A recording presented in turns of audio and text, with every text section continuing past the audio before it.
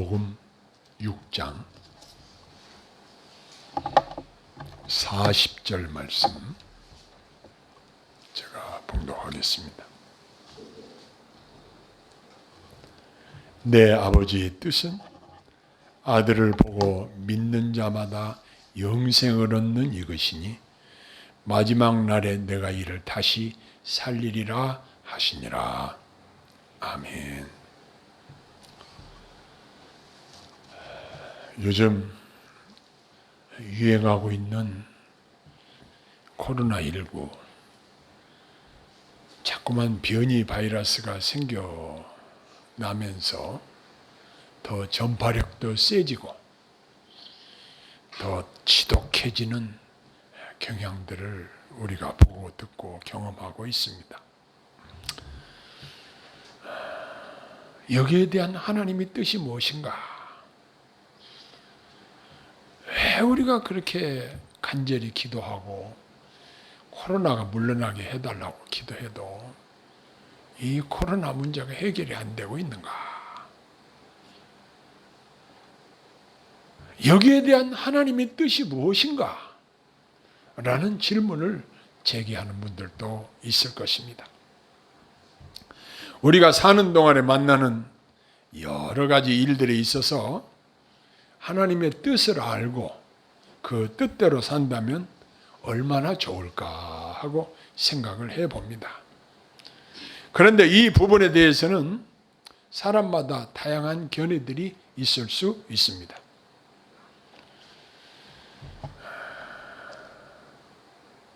제가 젊었을 때 섬기던 그 시골의 한 작은 교회에서 있었던 일이었습니다.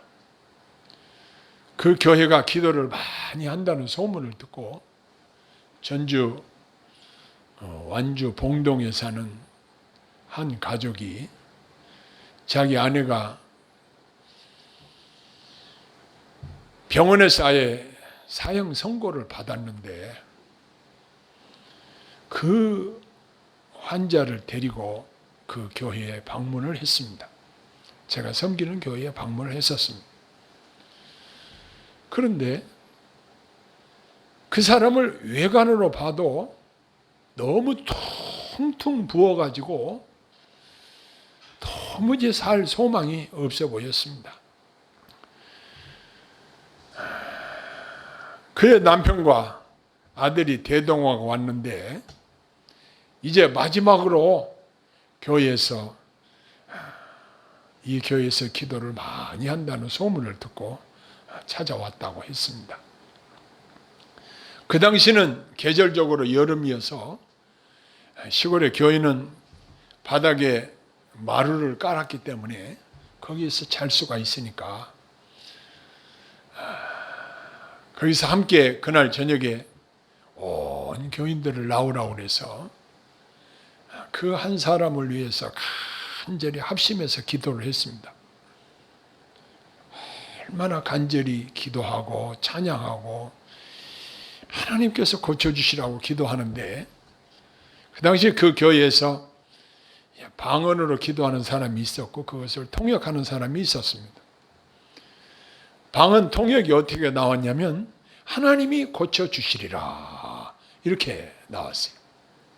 얼마나 그 가족이 좋아하는지 우리들도 좋아하고 가족들도 좋아했습니다. 그래서 그의 남편이 너무 기분이 좋아가지고 하나님이 고쳐주신다고 하니까 기분이 좋아서 집으로 가고 그 아들과 그 여자분만 교회에 남고 이제 그 남편은 집으로 돌아갔는데 아니 다음날 일어나서 보니까 그 여자가 뻣뻣이 죽어서 시체가 되어 있는 거예요.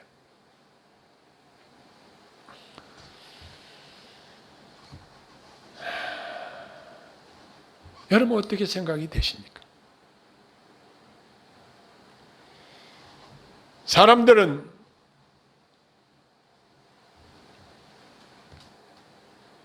하나님의 뜻을 분별을 하는데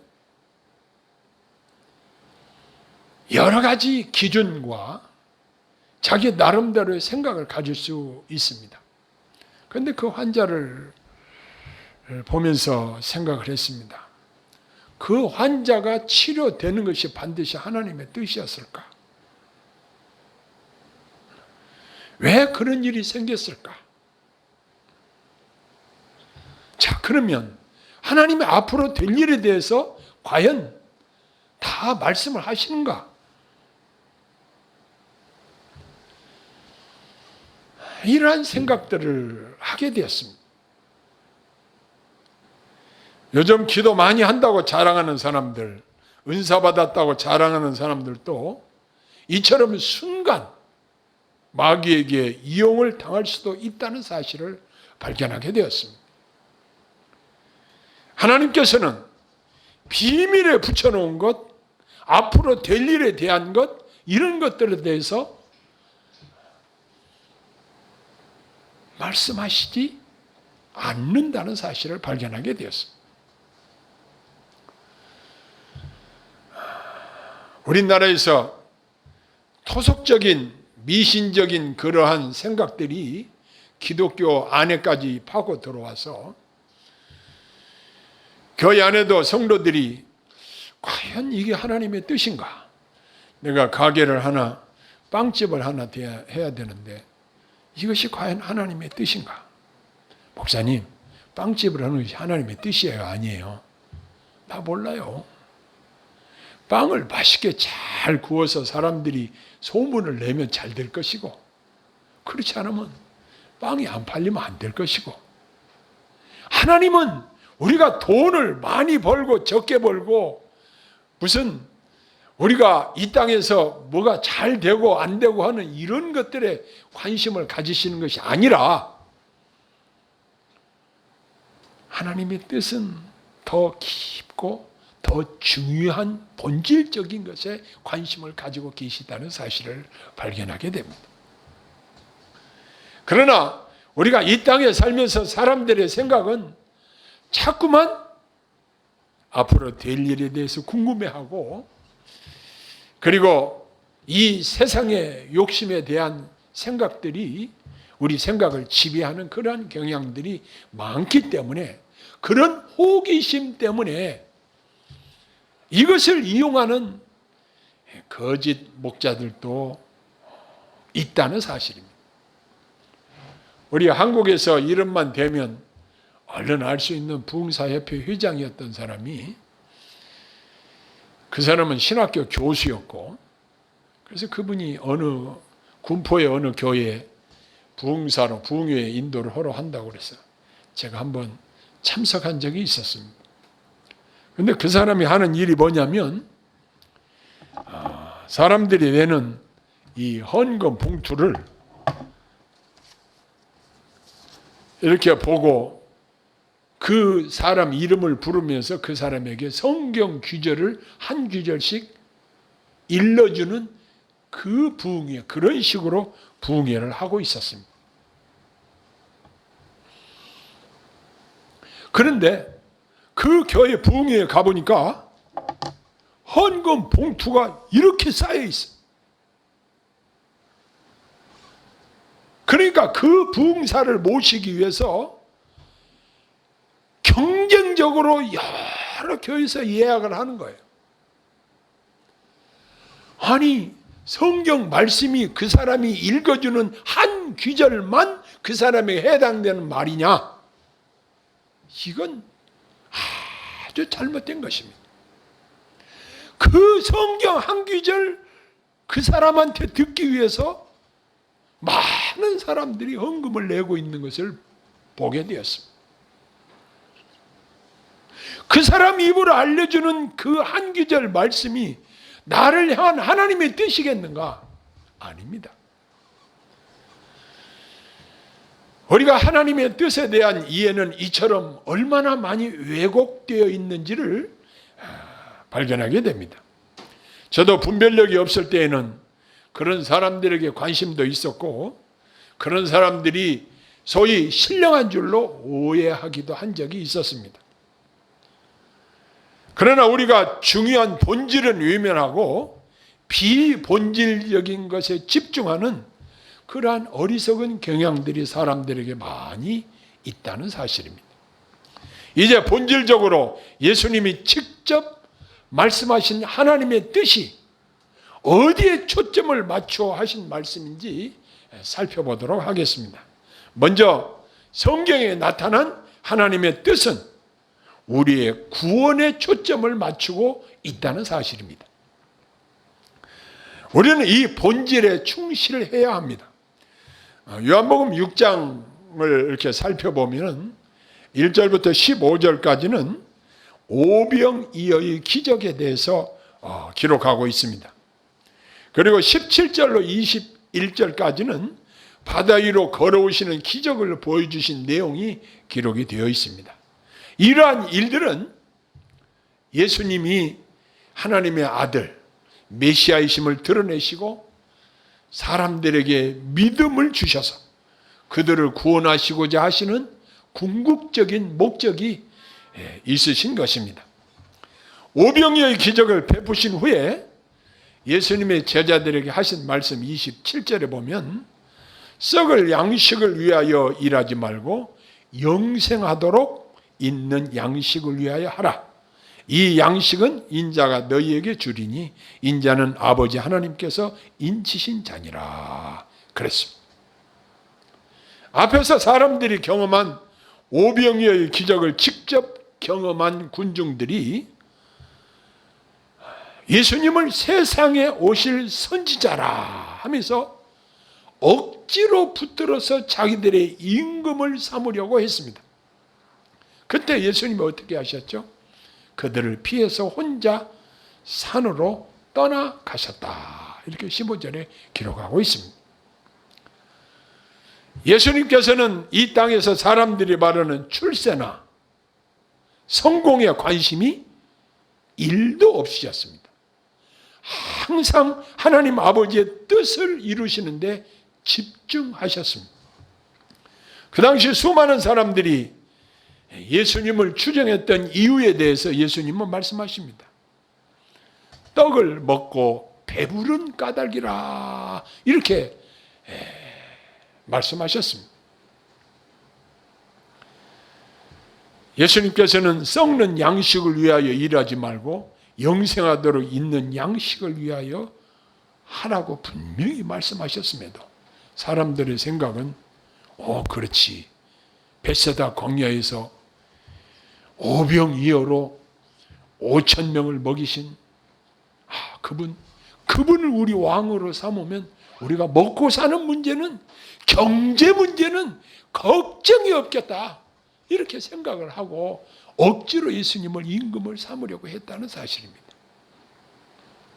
이처럼 사람들의 생각은 온통 이 땅의 것에 관심을 가지고 있었는데 예수님은 가장 중요한 본질인 영생에 대해서 관심을 가지고 그 일을 이루시기 위해서 그 하나님의 뜻을 이루시기 위해서 지금 일하고 계시는 모습입니다. 그때 사람들이 예수님께 물었습니다. 우리가 어떻게 하여야 하나님의 일을 하오리까? 이렇게 물었습니다. 요즘도 사람들이 관심을 가지는 것은 어떻게 해야 구원을 얻으리까? 이것이 인본주의적인 사고고 공로주의적인 사고입니다. 자기가 어떤 공로를 세우고 어떤 하나님을 위해서 무슨 일을 해야 구원을 얻는 것으로 생각하는 그러한 경향들이 많이 있습니다. 그런데 예수님께서는 아주 중요한 본질적인 말씀을 하시는데 하나님께서 보내신 일을 믿는 것이 하나님의 일이니라 이렇게 말씀하셨습니다. 우리가 구원을 위해서 이것을 해야 하고 저것을 해야 하고 하루에 몇 시간씩 기도를 해야 되고 또 무슨 어떻게 이렇게 저렇게 해야 되고 규범을 세운다고 한다면 누가 구원을 얻을 수 있겠습니까? 그런데 예수님께서는 하나님이 보내신 일을 믿는 것이 하나님의 일이니라 이렇게 말씀하셨습니다.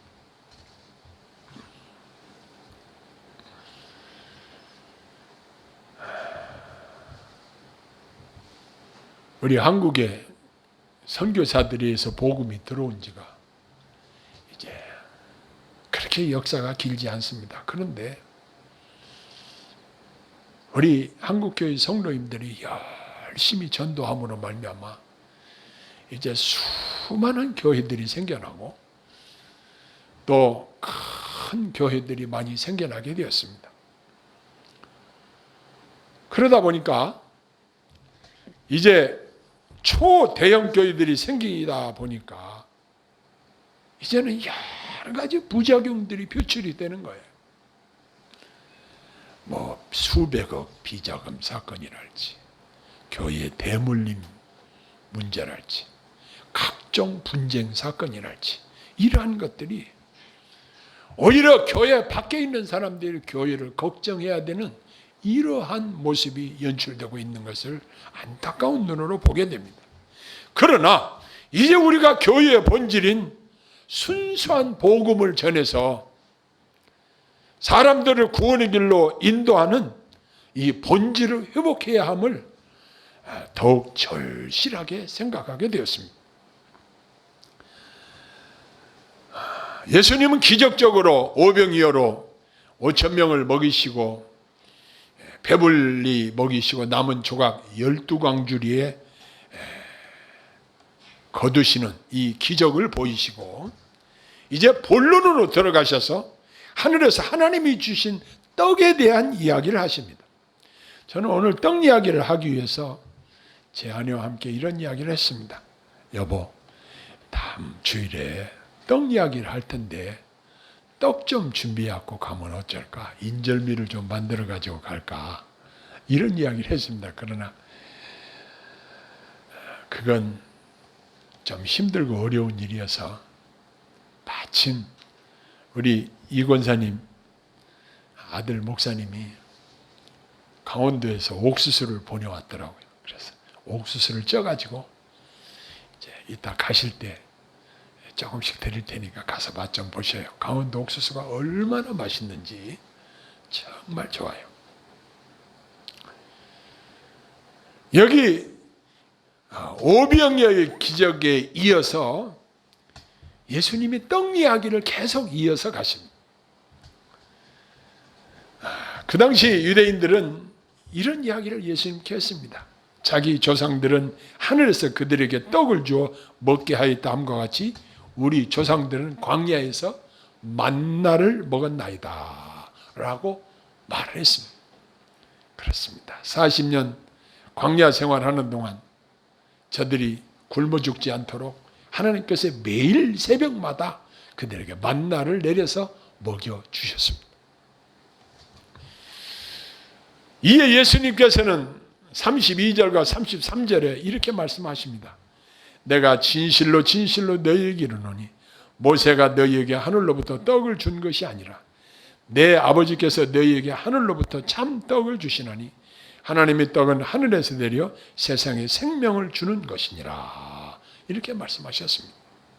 여러분 구약성경 출애굽기를 보면 이 사람들이 농사 한 폭이 지지 않고 아무 산업이 없이 떠들이 생활을 할 때에 매일같이 그들이 먹을 분량에 충분한 영양분 섭취가 될 수 있도록 만나를 내려주셨습니다. 그런데 이 만나를 모세가 내려준 것이 아니라 하나님께서 내려주셨는데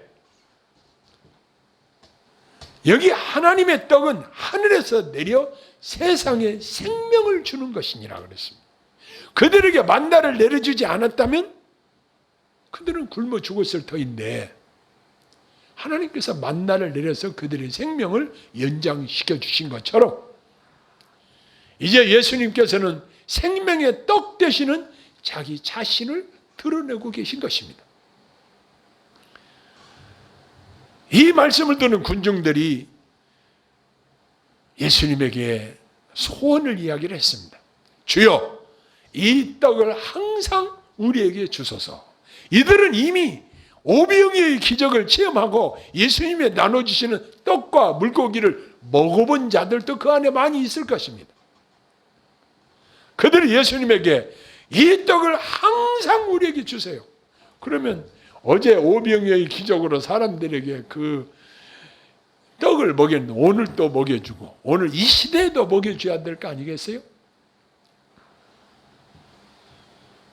그런데 예수님께서는 이에 이렇게 답변을 하셔서 35절에 나는 생명의 떡이니 내게 오는 자는 결코 줄이지 아니할 터요 나를 믿는 자는 영원히 목마르지 아니하리라 이렇게 말씀하셨습니다.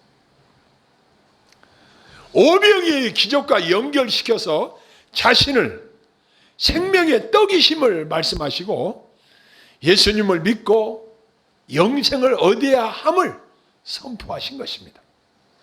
이 말씀 후에 그들에게 말씀하시기를 너희는 나를 보고도 믿지 아니하는도다 라고 책망을 하셨습니다.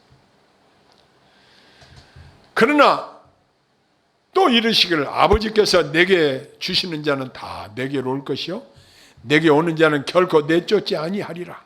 내가 하늘에서 내려온 것은 내 뜻을 행하려 함이 아니요 나를 보내신 이의 뜻을 행하려 함이니라. 나를 보내신 이의 뜻은 내게 주신 자 중에 하나도 잃어버리지 아니하고 마지막 날에 다시 살리는 이것이니라 그랬습니다. 하나님께서 예수님에게 주신 선택한 백성들을 마지막 날에 하나도 잃지 않고 살려내는 것이 하나님 아버지의 뜻이라는 것입니다. 너무너무 중요한 본질을 예수님이 말씀하고 계신 것입니다. 그리고 예수님은 내 아버지의 뜻은 아들을 보고 믿는 자마다 영생을 얻는 이것이니 그랬습니다. 마지막 날에 내가 이를 다시 살리리라. 이것을 하는 것이 하나님의 뜻인가 아닌가? 이것을 우리가 고민할 필요도 없습니다. 하나님의 뜻은 이 땅에서 우리가 얼마나 좋은 집에 살고 얼마나 좋은 차를 타고 얼마나 많은 돈을 누리고 얼마나 호사를 누리며 사는 데 있는 것이 아니라 하나님의 아들 되시는 예수 그리스도를 믿고 영생을 얻는 것이 아버지의 뜻이라는 것입니다.